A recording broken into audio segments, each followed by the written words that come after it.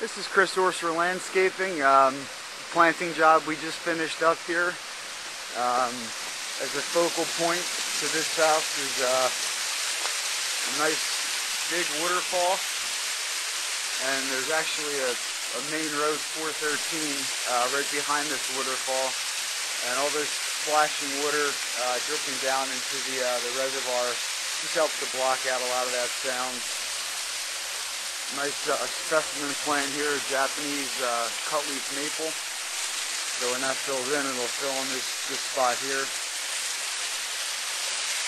And just various plantings up